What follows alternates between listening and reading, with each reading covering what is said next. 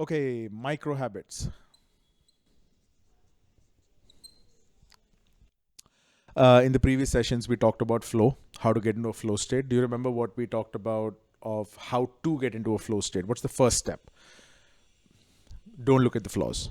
Because the first thing that you do when you follow any process, you want to see what's not working, flaws. And you try to focus in on that, and that makes you too rigid. And so, yeah, but I'll do a recap later perhaps. But, for today, we're going to talk about microhabits. Towards flow.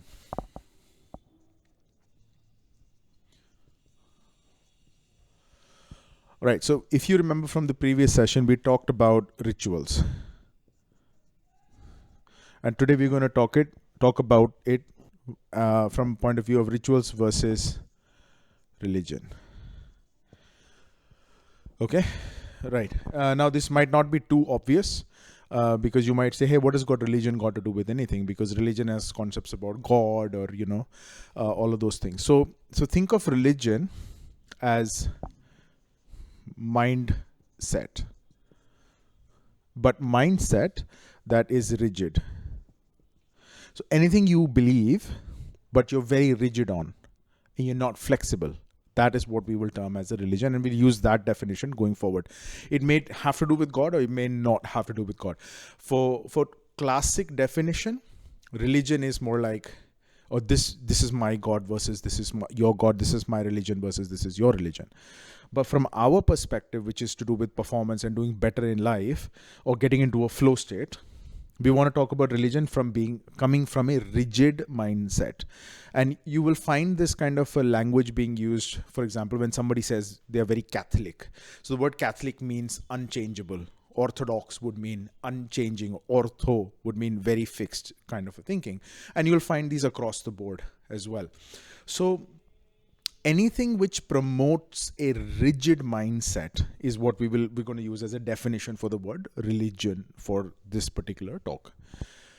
Or maybe I can just, but let's just keep it here. I think it's an easy way. Religion, okay. It's an easy way to define things, okay. So now let's talk about this. So within religion, there are rituals, right? You pray, you light a candle or some incense stick. You worship in front of a deity, an idol, a fixed idol or a idol in the head or whatever. So there are rituals, then there is a religion. The religion is the fixed aspect in the mind. Now, if you're going to go towards a flow state, then which do you think promotes a flow state?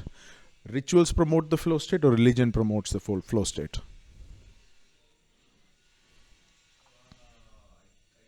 You know, anything which is fixed does not promote flow. So here's the rule of thumb. If it is fixed, it doesn't promote flow. So even a fixed idea of Jesus Christ or a fixed idea of what God is, whether what is God is here, there, whatever, those fixed ideas do not promote flow.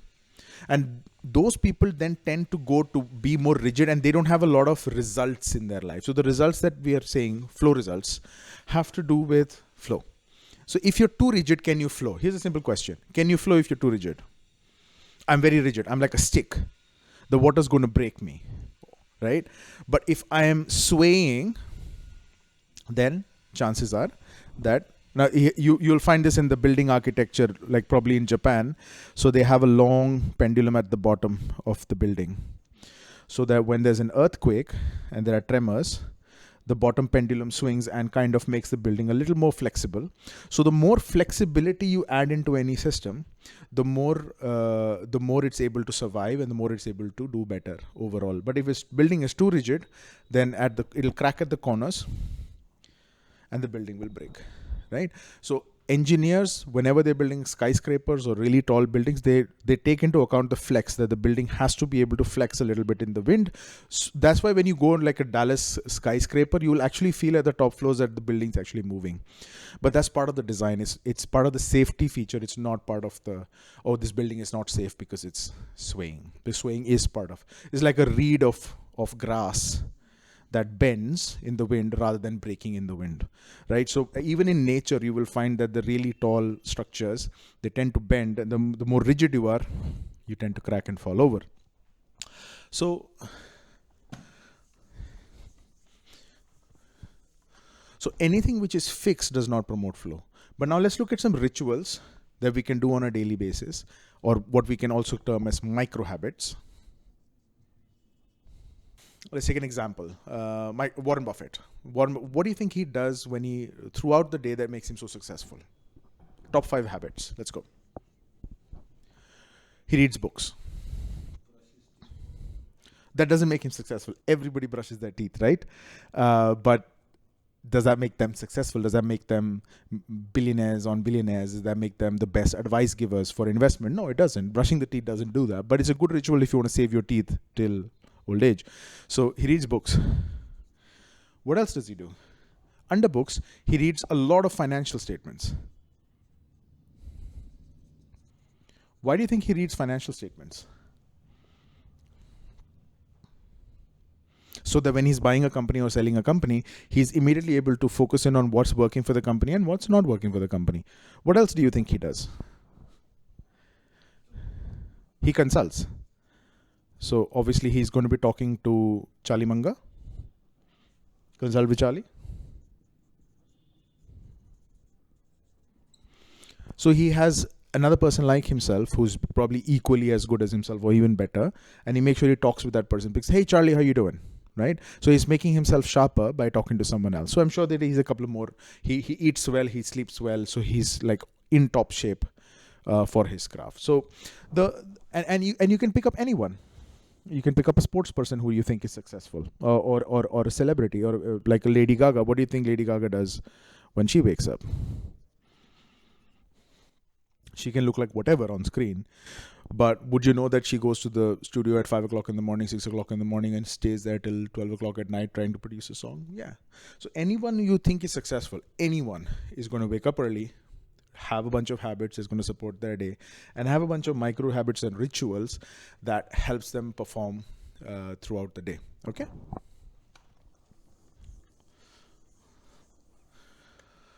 Right. So quick recap.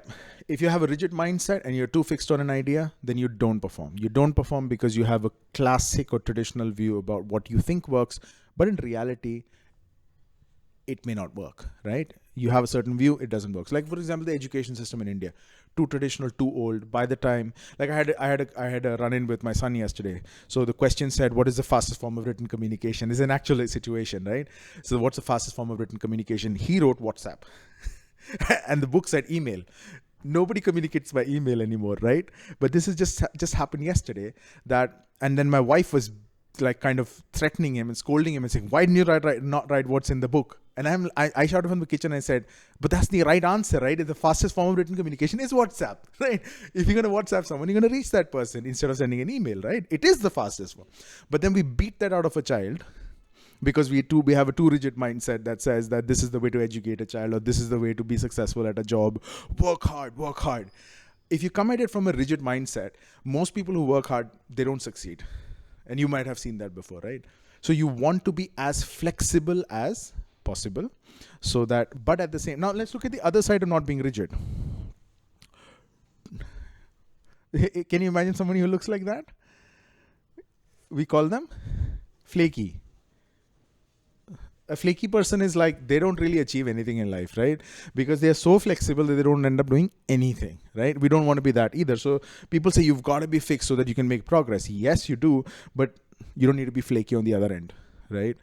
Some people are just so flaky that they get nothing achieved because they're so flexible. The friend says, let's go party. Let's do this, let's do that. You know, they have these bad habits that are so flaky. Let's not brush today. Let's not do this today. Let's not exercise today. They're so flaky, they don't get anything done. All right. So there are extremes on either side. The middle part that I want to talk about is having rituals or micro habits that promote flow. Okay.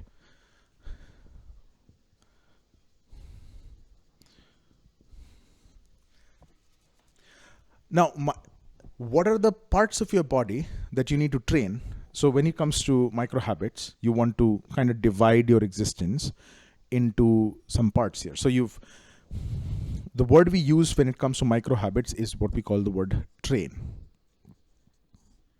Not teach, but train. So what are the parts of your body you need to train? Let's start. You got to train your mind. What else do you need to train? Body. Emotions, correct?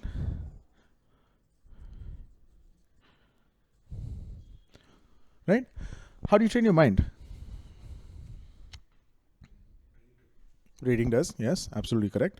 When you read a book, you get new ideas, you're able to think new ideas, and that is what helps you connect with more people, connect with more ideas. It changes your thinking, changes how you process, changes your past, changes your future, and all of that. So you train your mind, right? How do you train your body? Exercise, right? Now, what kind of exercise? All types of exercise. Exercise that strengthen your joints, exercise that strengthen your bones, exercise that strengthen your muscles. You don't want to be too much in one area. You're just lifting weights because you like bigger biceps, but you're neglecting your quads or you're neglecting your calves, right? They look like thin sticks, right? You don't want to do that. You want to do full body exercise. What about emotions? How do you train your emotions? You focus on relationships, right? So what are the top relationships that are in your life right now? Could be a spouse, could be children, could be a boss, could be peers, up or down, subordinates. All of those constitute the relationships. And any outcome in life has to come with a strong mind, exercise, relationships. And under relationships, I'd also like to call out communications, right? How you communicate.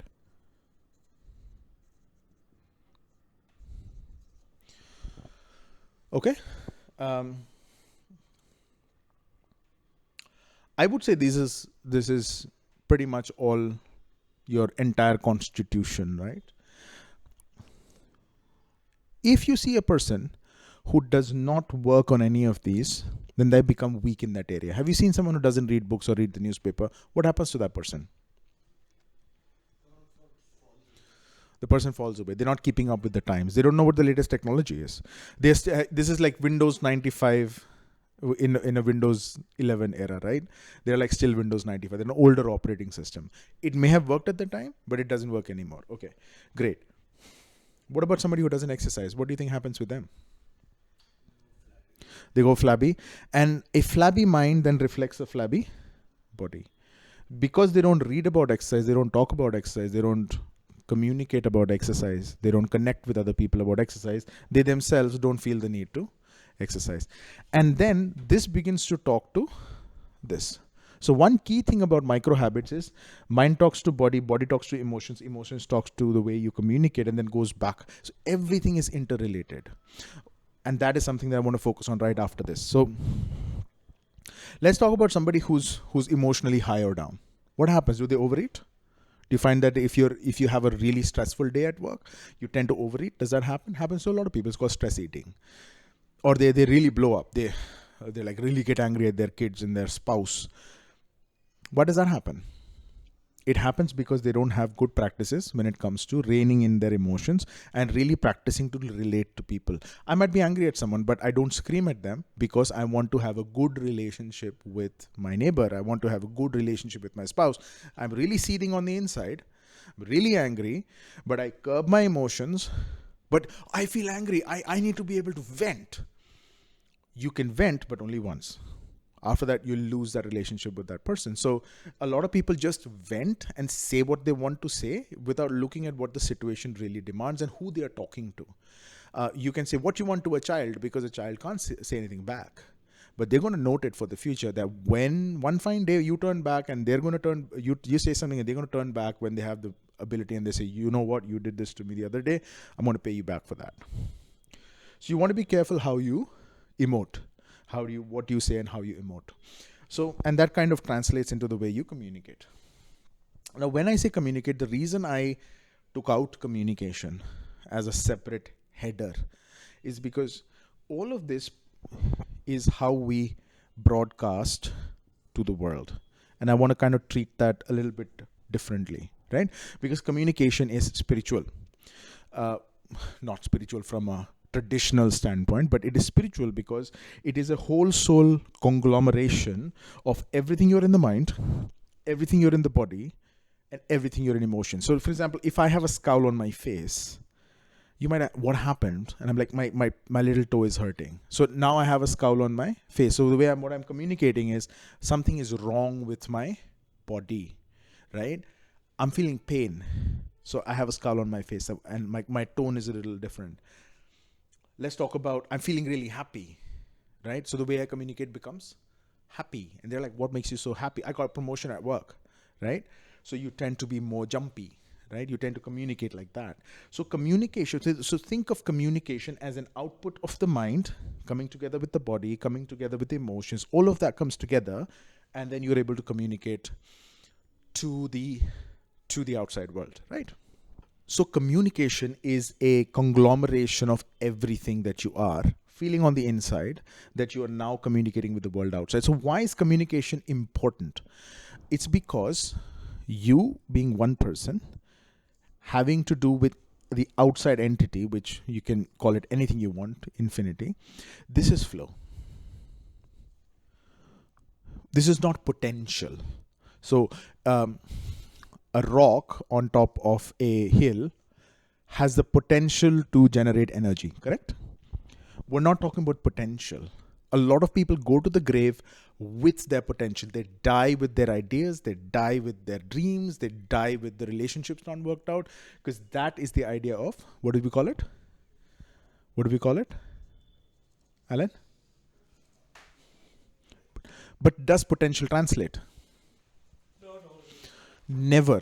99% of the cases, people die with the potential in themselves and they're never able to generate the good stuff. So what we need to do, why flow? Why flow? Is to go from potential to flow, right? So anybody can have potential. There's tremendous potential in the northern grid. There's tremendous power, but unless I connect to it and I draw the power, so flow also means current. Potential energy doesn't get any job done. Potential doesn't get the job done. But you sacrifice the potential to achieve. So work with me here. You sacrifice the potential to achieve flow.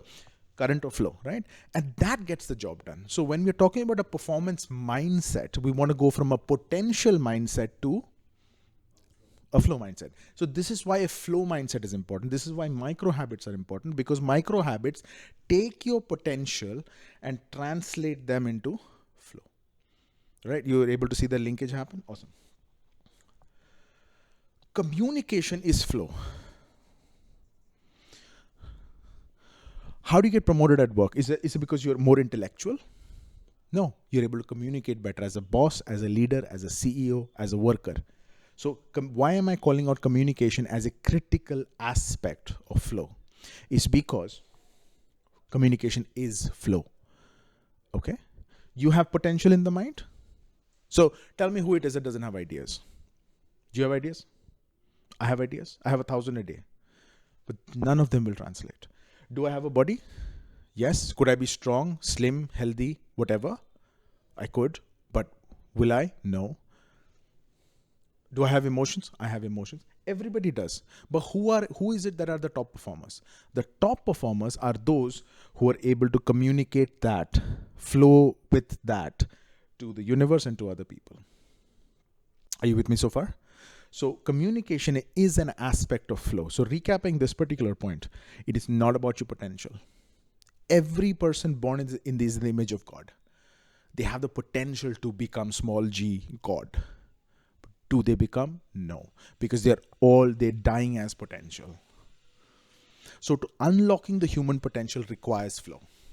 Requires them to develop these micro habits, develop these rituals, develop the things that help them do better in their mind, do better in their body, do better in their emotions, and therefore they're able to communicate to the universe better. Now just using a simple example. Let's pick a one. I wake up at 5 a.m. Let's talk about the 5%ers, like the 5 a.m. club or the 4 a.m. There's even a 3 a.m. club, right? So let's talk about the 5 a.m. club. What is the 5 a.m. club? Guess. And you ask those people, why are you getting up at 5 a.m.? Everybody gets up at 7, 8, 9. They're like, no, we're training ourselves to do something different. So anybody who gets up at 5 a.m.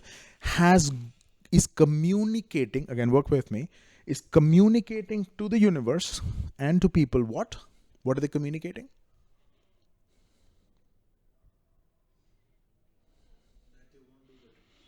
Absolutely right. We're spot on. They're converting their potential into action. They're converting their faith into action. So a 5 a.m. wake up with an alarm clock, consciously woken up, and you go out there and do whatever, whether it is to study or to exercise or whatever it is that you're trying to do. A 5 a.m. start is an example of communicating the universe and other people who are within that 5 a.m. club that, you know what, I'm here. You have to count me in. I arrive at the playing field. Okay. Now let's talk about the mind. What's an example of communication to the universe that we're ready to convert our potential into flow?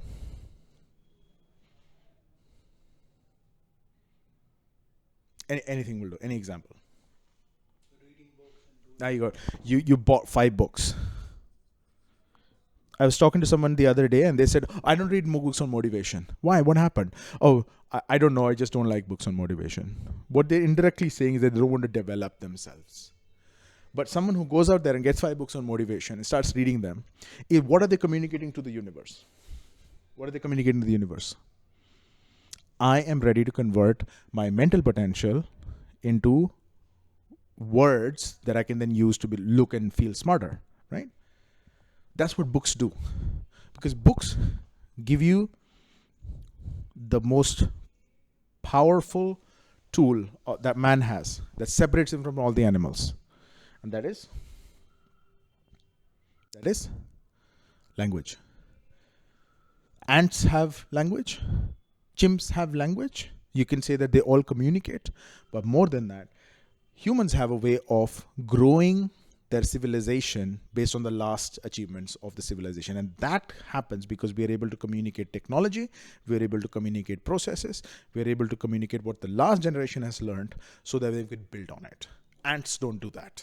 Ants continue to build ant hills because that's the best way for them. And no matter how many generations of ants have passed, they will continue to live in ant hills. They will not build skyscrapers. The point here is that the core of communication is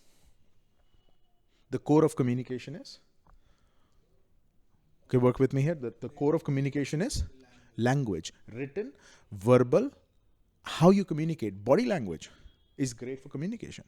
So language is at the core of communication. Now, humans have this amazing ability, just like God who created us. You have heard the classic scripture, God spoke everything into existence, right? What is one thing he didn't speak? Humans. Because the scripture says that he built man with his hands. He didn't speak it. And he breathed it, right? But there's no words. There's no language of communication. But he sent his word later in John chapter 1, right? Right? So anything spoken is powerful. But anything which is created with the hands cannot be communicated. Does that kind of translate?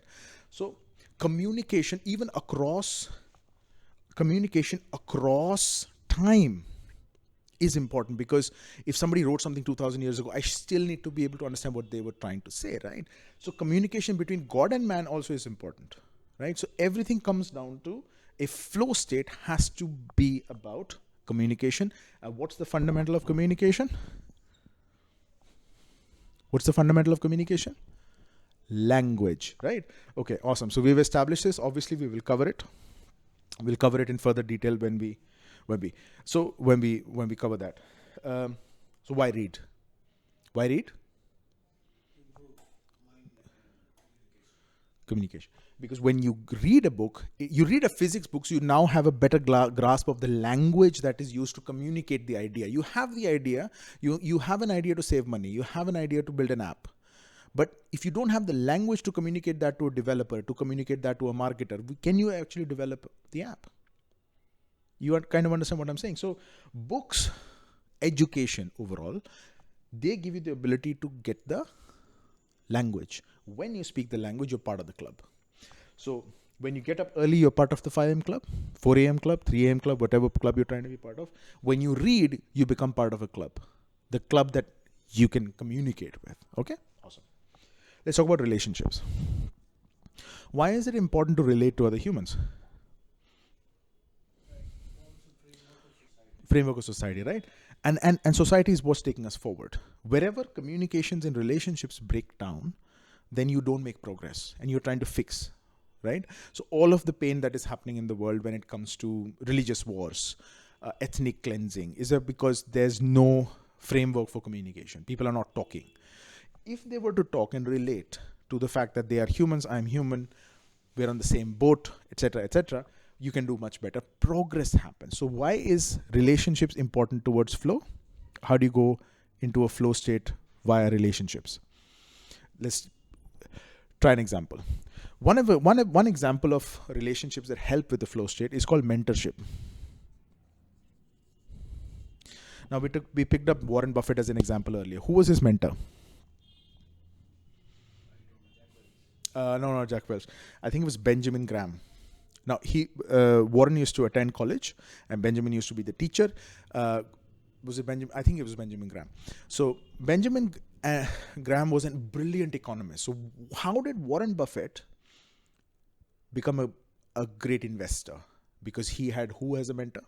Benjamin Graham as a mentor. To the fact that one day Warren Buffett went to Benjamin and said, "Can I work for you?" Benjamin said, "No." Warren said, "I'll work for you for free." And you know what Benjamin said? "That's too expensive." Meaning to say that I'm going to give you so much knowledge that you're going to end up having to pay for me rather than just work for free. You have to pay me for my knowledge. So from an economics standpoint, it's just, that class was too expensive. Free was not the right price. So the point is that great mentorship, people bump you up to a better level of performance. When you relate to people, you want to look at other people who are in a sense better than you. They have something to give you, and we call that mentorship. We also used to call it apprenticeship.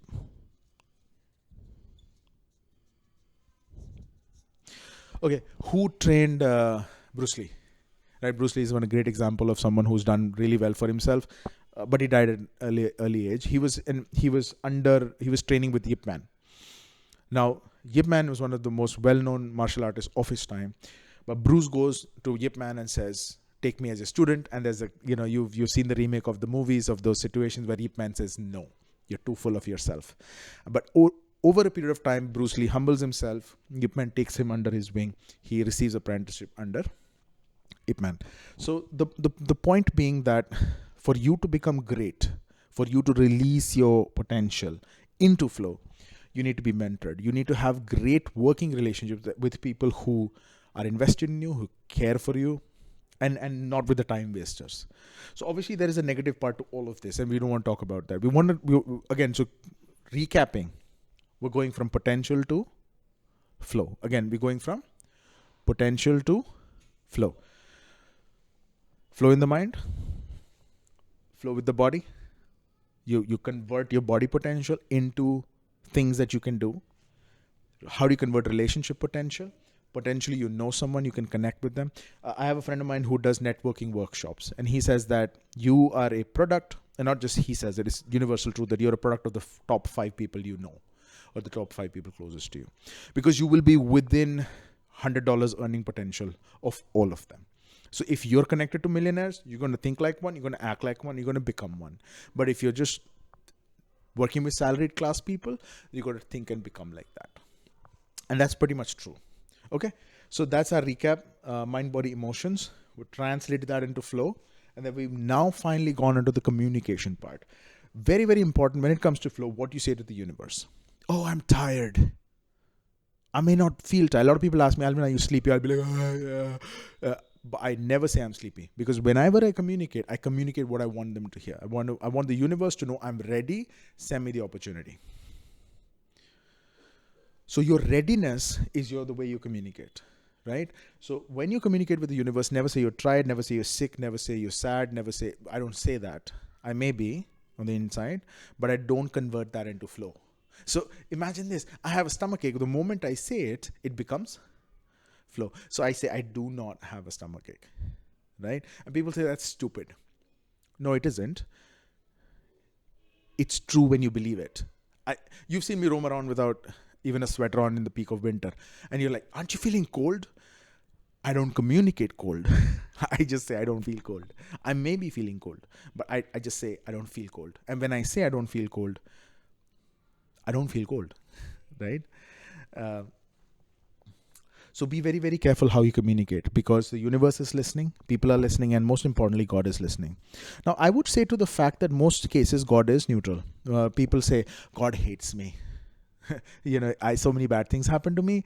God hates me. And I keep trying to communicate back to them that it's not about God. God's neutral in this case. The reason God is neutral is because whatever problem he had with mankind, Scripture says that he killed Jesus on a cross and he solved that. So God's pretty much neutral. Anything you want to feel and do, you're going to have to do with the universe, and you're going to have to do with other people. So how you communicate to other people tells a lot about who you are, and how you communicate to the universe by saying, today I'm going to attract all the wealth in the universe. Awesome. You're going to get really well. You're going to do really well. Oh, I'm feeling so sad. And then something bad happens. Do you see the difference? So when something bad happens, the person is attracting it to themselves by reinforcing that communication over and over again. So they say, Jesus said, if you speak to a mountain and you tell the mountain to move, the mountain will listen to you. So that's a case of the universe listening to you. It's not a human or God. It's a mountain, which is the universe. So when I say universe, I talk about all non-living objects. So that from a biblical perspective, it's the mountain that you're talking to. You're not talking to God about the mountain. You're talking to the mountain, and God's got nothing to do with it. A lot of people religiously, if you remember this, they said, oh, how can the mountain move without God's power? It's God's power. What if you realize that all of that potential, all of that power is already inside of you? Christ released it. He released you from the thing that held you back from achieving that potential. Now you just need to release it. But because of your religious mindset, rigid, classic mindset that you have, you're not able to release it. And you're not doing the right things with your mind. You're not doing the right things with your body. You're emotionally feeling down. So you're not able to say the right things. Kind of makes sense? So here's my final point for today. Each of these talks with each of these. Okay?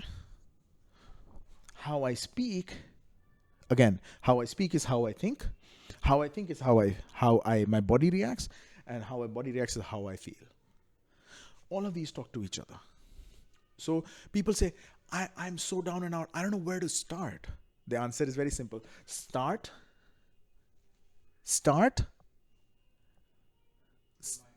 anywhere. Start anywhere. And they're like, why is it that waking up at 5 o'clock in the morning going to change my outcome? It's a start. Okay? Oh, you're telling me that reading a book is going to change my life. It's a start. Right? You're saying that just because I say that things are going to work out, it's a start. Because when you pick up one of these items, the remaining things will follow, because all of those are linked. Right? So people are stuck wherever they are stuck. Pick any one that you can work. Here's something that is so powerful that you can fix right now, your words. Does it take a lot to fix? No. You can fix them right now. Say, I'm blessed. Try. You can start there. Oh, I feel sick the whole day. No, I am blessed. I am powerful. I am. Okay? So when you start somewhere, everything else will follow. Okay? So I want to pause right now for questions. Do you have any questions? What do you mean by I just defined it, but I'll redefine it.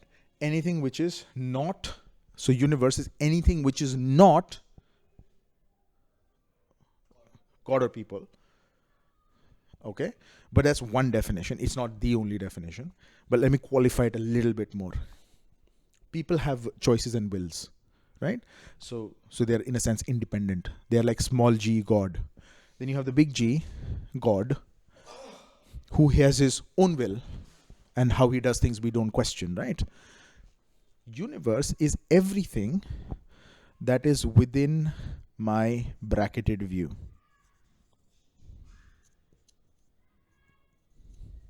So when I say a bracketed view, it's my view of the universe. What is it? Now, the classic example from ancient Hindu scripture. Do you remember that story when Guru Dronacharya tells the group that within which Arjun is also learning? He said, "What do you see on the tree?"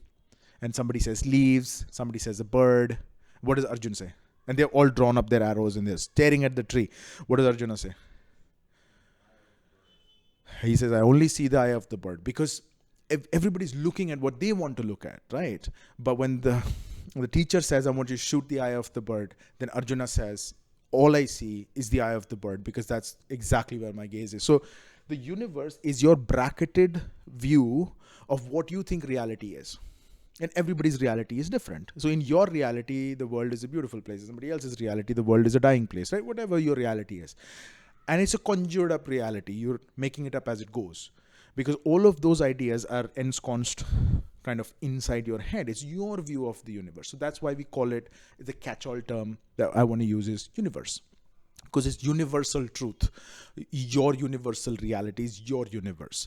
And your universe is again 70 years, right? Does that mean the universe existed, pre-existed, will exist? Whether you exist or not after 70, nobody knows. But your universe is your universe. So when I say universe, you can also use the word your reality, in a sense, your bracketed view, right? So if we've got that, God is within that universe, outside that universe, wherever he is. People are within that universe, outside that universe.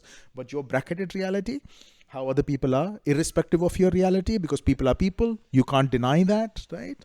And then you have God, whether you want to deny it, not deny it, whatever your take on that is your reality. God outside of that reality exists. Whatever he's doing is up to him, right? How he sets up the world and all of that stuff. So we'll leave it at that. The unknown entity, right? Okay. So coming to my closing comments. So you asked this question because what did you want to discover? I wanted to see what you said that you have to, universe brings it in. The universe brings it in. So people say, God gave it to me. I prayed for a job. God gave it to me. What they're indirectly saying is, I could believe for something. It's like, somebody believed for 5 rupees, they got 5 rupees out. They're happy that God gave them 5 rupees. That's not the answer. The answer is, what did you believe for? If you believe for 5 rupees, you got 5 rupees. Say that. So God is not deciding your thoughts, in a sense. You could ask for 10 rupees. Now, do you remember that this story where Jesus' disciple Peter comes to Jesus and says that the officials were asking if we pay tax. So that was taxation is a big issue, because you should pay tax. Jesus is pro-tax, right? He's not against tax, because he said, whatever is due to Caesar, give to Caesar. Whatever is due to God, give to God, because taxation is important, right? And money is also in the kingdom. So I'll come to that later.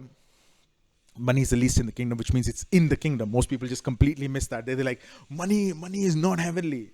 It's 100% heavenly, because Jesus says it's in the kingdom, but it's the least in the kingdom, but it's inside the kingdom. A lot of people are not going to make it to kingdom, but money is going to make it, right? Money is going to make it to the kingdom. It blows people's minds that it's a heavenly principle, but they just don't get that money makes it into the kingdom, and they may not. Anyway, so coming back. So God is pro-tax, right? Because God is interested in collecting his tax, and Caesar is interested in collecting his tax, and any of the government that runs wants to collect their tax. So Peter asks Jesus, how do we pay the tax then? Jesus says, well, the sons don't have to pay tax in the kingdom, but when we are here, we end up paying tax, which is okay. So you go to the river, throw the line. Was it a river? I don't know. Was it a lake? You go to the water body, throw the line. The first fish that comes up, open its mouth, and you will find the perfectly calculated tax for 2 people. My CA has trouble calculating my tax. Okay, this really blows my mind, right? My CA takes a whole day to calculate my tax. Okay, but Jesus said the fish that comes up will have perfectly paid tax for 2 people, yours and mine, because the question was asked for you and for me. Go pay the tax. Wow. I mean, is it blowing your mind the way it's blowing my mind right now when I'm saying this? How does the fish know the tax amount? do you understand? How does the fish know the tax amount? Right? Oh, maybe it came up with a large amount of money through which he paid the tax. No, Jesus said that it'll come up with exactly the same amount of tax. So the fish knew the tax. Right? So this is to answer your question. Is that God doing it? Is it people doing it? Or is it you doing it? Question to you. God said it, then God. Jesus said it. So it's you doing it. So when you ask for 5 rupees, you get 5 rupees. You ask for specific tax amount, you get specific tax amount. You get what you ask for. Okay? This is why, again, I see language is important. What language you use, you will get. Okay. Most people say it's God. God gave me a job. No, you wanted a job. You got the job. Now, because that's within your universe. Does that kind of make sense? Jesus walked on water. Why? Because he wanted to walk on water. Does that make sense? Average person doesn't walk on water because he doesn't want it. A millionaire makes $1 million because he wants it. He or she wants it. You kind of understand? We leave people out of this. Why do we leave people out? We leave God out because God as an entity is separate. People as an entity do what they want to do. They may be part of your journey, but what you believe is what is real. What you believe is what is real. So the real question is, what do you believe? How big is your universe? If your universe, when Elon Musk says, I'm going to go to Mars, that's his universe within which he is going to make it to Mars. But if somebody sits in their home and say, I'm never going to amount to anything, then 100% of the case, even God cannot help them become anything else. Does that make sense? So, answering your question, what is the universe? The universe is your bracketed reality that you can conjure up in your head. Okay? Right. I'll close by using the scripture. A nation without a vision perishes. Meaning to say that if you can't see your future, you can't build it. So these thoughts in the mind are very, very important for you to build the future. Right? What do you think? So again, that comes back to your bracketed reality. If you think you're sick, or you will become sick. If you think you're awesome, then you will become awesome. Okay?